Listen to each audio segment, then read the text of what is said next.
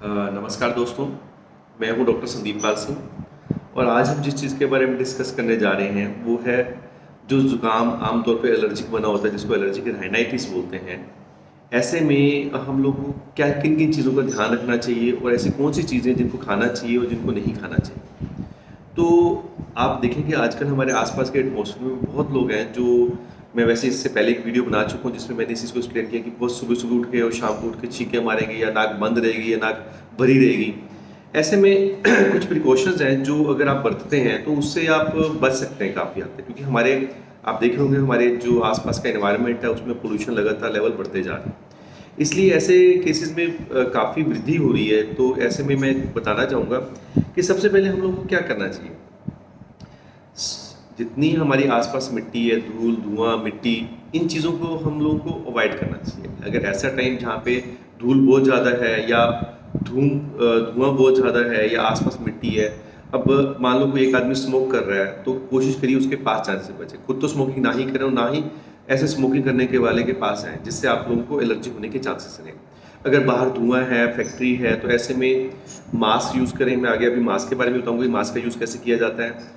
और मिट्टी है तो कोशिश करिए कि ऐसे एरिया में निकलने की कोशिश कम से कम कीजिए। आप अंदर रहिए, कार के अंदर रहिए या अपने काम के अंदर कोशिश करिए उसको बंद करके वहाँ से निकलिए उनसे। तो फिर आता है कि जब भी आप बाहर निकले तो नाक में कोई भी किसी किस्म का घी, तेल, वैसलीन जो भी है जिससे जो नाक के अंदर ड्राइनेस है वो ना बने। या आप एक काम कर सकते हैं, नमक वाले पानी के घूंट से अपनी नाक की सफाई कर सकते हैं। तो उससे क्या होगा कि आपकी नाक जो है बाहर के जो पॉलन्स हैं, डस्ट है, उनसे बची रहेगी, ड्राइनेस कम से कम रहेगी जो सी है। आप मास्क का भी यूज़ कर सकते हैं। मास्क को यूज़ करने का तरीका क्या है कि आप पहले सिंपल मास्क ले लें और सिंपल मास्क को थोड़ा सा स्प्रे करके उसको गीला कर लें।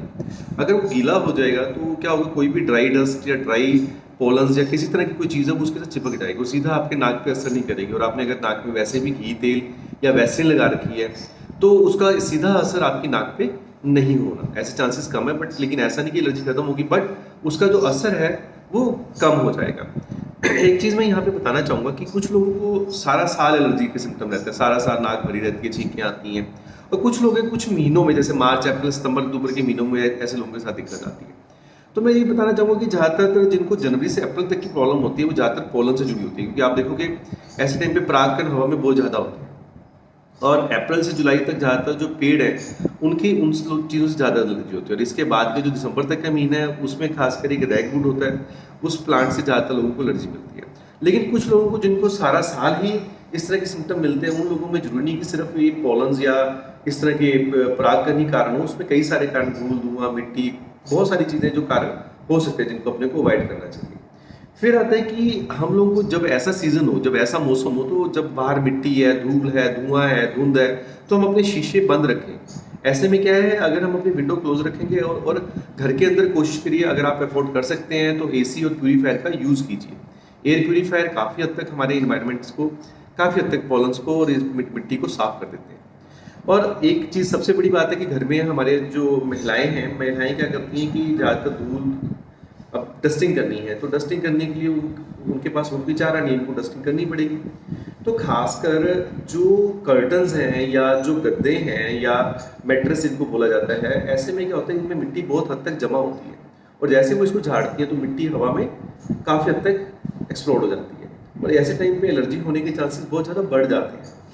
तो आप ये कर सकते हैं कि जितने खासकर कर्टन्स हैं या ये सब चीज़ें हैं, इनके लिए अगर आप वैक्यूम क्लीनर्स का यूज़ करें तो अच्छा है। अगर नहीं है तो कोशिश करिए कोई और, किसी और से करवाने की कोशिश करिए, या उस इन्वायरमेंट में अगर आपको एलर्जी है तो उस एरिया से कम 2 घंटे के लिए दूरी बना के रखें।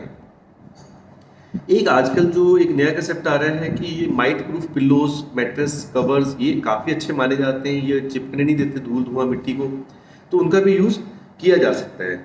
अगर हमारे घर में बहुत ज़्यादा ह्यूमिडिटी है, नमी बहुत ज़्यादा है, तो ये भी हमारे लिए बहुत हानिकारक है। तो हमारे को डीह्यूमिडिफायर का यूज़ अगर हम परचेज कर सकते हैं तो डीह्यूमिडिफायर का हमारे को यूज़ करना चाहिए। और एक चीज़ जो बड़ी है वो है कि अगर मोल्ड है हमारे घर में, फंगस है, होता है क्या, आप देखोगे जहाँ टंकियों से पानी रिसाव हो रहा है या घर में कहीं टैप है जहाँ से पानी बार बार लीक कर रहा है, तो उसके आसपास फंगस जो है वो ग्रो कर जाएगी। और वो फंगस ग्रो करने के बाद उसमें से जो स्पोर्स उड़ेंगे वो घर के आदमी को या औरत को एलर्जी का कारण बनते हैं। तो ऐसे में कहीं पहले आप अपने आसपास खोदिए कि पानी की कहीं लीकेज तो नहीं है या आपके कहीं सीलन तो नहीं आ रही है। सीलन है तो उसका इलाज कीजिए। अगर पानी कहीं लीक कर रहा है तो उसका इलाज कीजिए, जिससे जो मोल्ड या सीलन है वो बंद हो। अगर वो मोल्ड या सीलन रहेंगे तो वो दिक्कत बनी रहेगी। फिर एक सबसे बड़ा कारण आता है कि घर के अंदर पेट्स, मतलब पालतू जानवर।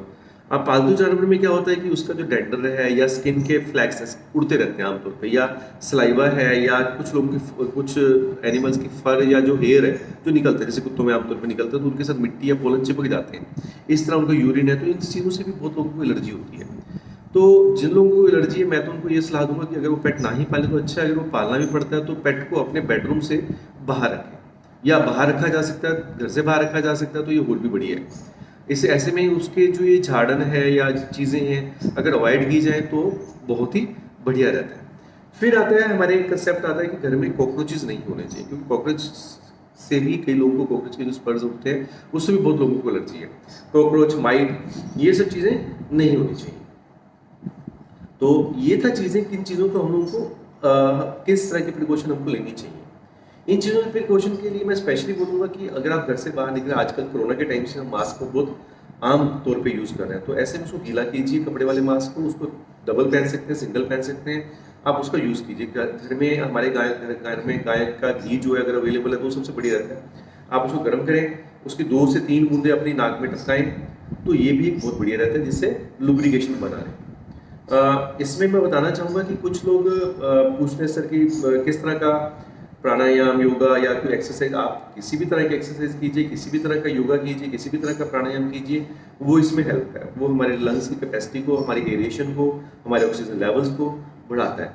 अगर मैं बात करूँ तो प्राणायाम खासकर जो अनुलोम विलोम है, शीतकारी है, उज्जयी है और कपालभाति है, ये सारे प्राणायाम हमारे नाक से जुड़े हुए हैं। नाक के स्क्रीशंस को निकालते हैं, सुखाते हैं, मतलब निकाल के हमारे स्क्रीशंस को खुला कर देते हैं, जिससे हमारे को एलर्जी होने के चांसेस कम रहते हैं।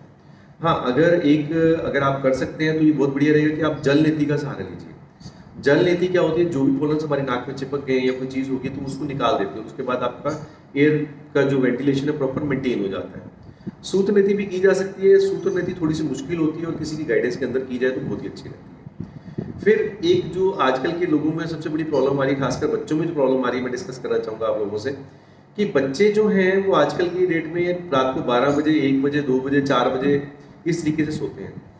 तो ऐसे में अगर बच्चे इस तरीके से सो रहे हैं तो उसके जो इम्यून सिस्टम है उनका इम्यून सिस्टम कॉम्प्रोमाइज़ होता है। तो कोशिश कीजिए कि जो हमारा वैदिक काल से चलता आ रहा है कि शाम को थोड़ा सूर्य अस्त के बाद सोना और सुबह जल्दी जागना, अगर ऐसा मेंटेन हो सकता है तो बहुत ही अच्छी बात है। अगर नहीं भी मेंटेन हो सकता तो कम से कम 6 से 8 घंटे की नींद हमारे लिए जरूरी है, चाहे वो कोई भी है।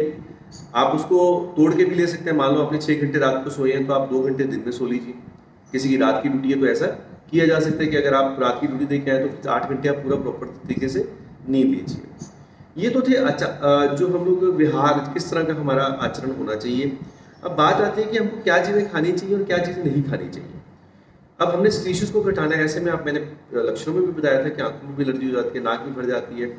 तो जिन फूड्स में कार्बोहाइड्रेट्स की मात्रा बहुत ज़्यादा, स्टार्च की मात्रा, कार्बोहाइड्रेट से भी ज़्यादा स्टार्च की मात्रा बहुत ज़्यादा है, उनको अवॉइड करना चाहिए। जैसे चावल है, चावल अगर आप सीधा खाते हैं तो दिक्कत क्रिएट कर सकता है, क्योंकि चावल में मांड होता है। लेकिन अगर आप उसकी खिचड़ी बना के खा लेते हैं तो इतनी दिक्कत नहीं करेगा। इस तरह चावल के साथ काला चना, आलू, केला, दही, शक्करकंदी, ये वो चीज़ें थोड़ी सी अवॉइड करनी चाहिए, क्योंकि इनसे स्क्रीशंस बढ़ते हैं। तो अगर ये चीज़ें ली जाती हैं, अगर आप लेना चाहते हैं तो अगर आपका मन है तो थोड़ी सी मात्रा में इसको ले सकते हैं अपने टेस्ट के लिए, अपने जो विटामिन की पूर्ति के लिए थोड़ा बहुत क्वांटिटी में ले सकते हैं, लेकिन इसको अवॉइड किया जाए तो ज़्यादा अच्छा है। अब कुछ बात करते हैं हर्ब्स की। तो हर्ब्स में हमारे पुराने टाइम से चलती आ रही है, जैसे जिंजर जो है, अदरक हम लोग चाय में डाल के भी पीते हैं, हम उसका रस भी पी सकते हैं, हम उसको शहद में मिला के भी पी सकते हैं, तो ऐसे में बहुत अच्छी है। इसके लिए जो स्पेसिफिक चीज़ मैं बोलना चाहूँगा तो वो है हल्दी। अगर आपको प्योर हल्दी मिल जाती है और आप उसको पिसवा के अपने घर में रख लेते हैं और उसका 1 चम्मच चाहे आप बच्चों को दीजिए, आप खुद लीजिए, 1 चम्मच सुबह शाम दूध के साथ लीजिए। ये हल्दी जो है बहुत ही अच्छा एंटी एलर्जी का काम करता है, आप उसको ले सकते हैं। छुहारे, खासकर लोगों को क्वेश्चन होता है कि सर छुहारे तो गर्मी में कैसे खाएं, लेकिन आप थोड़ी कम क्वान्टिटी ले लीजिए, वैसे लिए जा सकते हैं, ऐसा कुछ नहीं है। आप अगर सर्दियों में 5 खाते हैं तो आप गर्मी में 2 से 3 ले लीजिए। आप उसको दूध में उबालिए, दूध में उबालने के बाद छुहारा आप खिलाइए, बच्चे को टेस्टी भी होता है। अगर दूध में उसके साथ साथ केसर डाल दिया जाए तो ये और भी अच्छी बात है। और इसके अलावा जो है आंवला, आंवला एक बहुत ही अच्छा द्रव्य है, विटामिन सी से परिपूर्ण है। नींबू विटामिन सी से परिपूर्ण है। आंवले का आप मुरब्बा खा सकते हैं, आंवले का आप च्यवनप्राश खा सकते हैं, किसी भी फॉर्म में आप आंवला विटामिन सी की फॉर्म में लीजिए, विटामिन सी इसमें बहुत अच्छे से रिकमेंडेड है। एक चीज़ मैं और बताना चाहूँगा, विटामिन D3 का भी इसमें बहुत अच्छा रोल है। तो D3 के सप्लीमेंट्स अगर आप यूज लेते हैं तो वो भी इसमें बहुत हद तक कारगर सिद्ध होते हैं। फिर हम बात करना चाहेंगे अश्वगंधा। अश्वगंधा स्ट्रेस को भी कम करता है। एलर्जी के राइनाइटिस में कहीं ना कहीं एक स्ट्रेस भी एक कारण है, तो अगर हम स्ट्रेस को रिमूव करने के लिए अश्वगंधा लेते हैं तो ये इसमें लाभदायक सिद्ध होता है। फिर कुछ लोग टमाटर का यूज़ या प्याज, जो लोग टमाटर प्याज या सलाद ज़्यादा खाते हैं उनमें एलर्जी होने के चांसेस कम रहते हैं, तो आप प्याज का अच्छा यूज़ कर सकते हैं, टमाटर का यूज़ कर सकते हैं, जितने साइट्रस फ्रूट्स हैं उन सब का यूज़ कर सकते हैं। मुलेन पत्ता, गुल मेहंदी, पहाड़ी मूली, गोल्डन रोड, बी पोलन, ये सारी चीज़ें जिनका आप यूज़ कर सकते हैं। आजकल एक प्रचलन में आ रही है ग्रीन टी, तो ग्रीन टी का अगर आप यूज़ करते हैं तो वो आपके वजन को भी घटाती है और साथ में एलर्जी के पार्ट को भी कम करती है। ग्रीन टी, ब्लैक टी बहुत अच्छी मानी जाती है इस चीज़ के लिए। और अगर नॉन वेजिटेरियन फूड की बात करते हैं तो कच्चा दूध और जो अंडे का सफ़ेद वाला भाग है और सैल्मन फिश की एंटीऑक्सीडेंट से भरपूर होती है, तो इन चीज़ों का आप यूज़ कर सकते हैं घर के अंदर। इन चीज़ों का अगर आप यूज़ करते हैं तो बहुत ही बढ़िया है। अगर बात करते हैं कि कोशिश करिए कि बाहर का जितना फास्ट फूड है जो मैदे से बना है, या हम बात करें कोल्ड ड्रिंक्स हैं, ये सब चीज़ें और जितनी ये चीज़ें इनको अवॉइड करना चाहिए। मिठाई है, इन चीज़ों को अवॉइड करना चाहिए। कुछ लोग पूछते हैं कि क्या सूखे में भी खाए जा सकते हैं? हाँ, बिल्कुल खाए जा सकते हैं। सूखे में जो चीज़ हमारे को प्लांट से नेचुरल फॉर्म में मिल रही है उसका यूज़ करने में कोई हर्ज नहीं है, उनको यूज़ किया जा सकता है, वो लाभदायक ही सिद्ध होगी। एलोपैथिक साइंस में एंटी हिस्टामिनिक्स दिए जाते हैं, कुछ दवाइयाँ ताकि आपके नेजल सेक्रीशन रुक सकें, डीकोंजेस्टेंट दिए जाते हैं, मास्ट स्टेबलाइजर दिए जाते हैं, ल्यूकोट्राइन रिसेप्टर एंटागोनिस्ट दिए जाते हैं, और इसके अलावा डीकोंजेस्टेंट के साथ साथ आपको नेजल स्प्रेज दिए जाते हैं, आई ड्रॉप्स दी जाती हैं, नेजल सलाइन वॉशेस दिए जाते हैं, और सबसे लास्ट में अगर मैं बात करूँ तो इम्यूनोथेरेपी भी यूज़ की जाती है। तो ये वो चीज़ें हैं जिनका यूज़ करते हुए आप जो जुकाम या एलर्जी, या जिसको हम एलर्जी की राइनाइटिस बोलते हैं, जो आम भाषा में आम लोगों में प्रचलित है, तो उसका बचाव किया जा सकता है। धन्यवाद।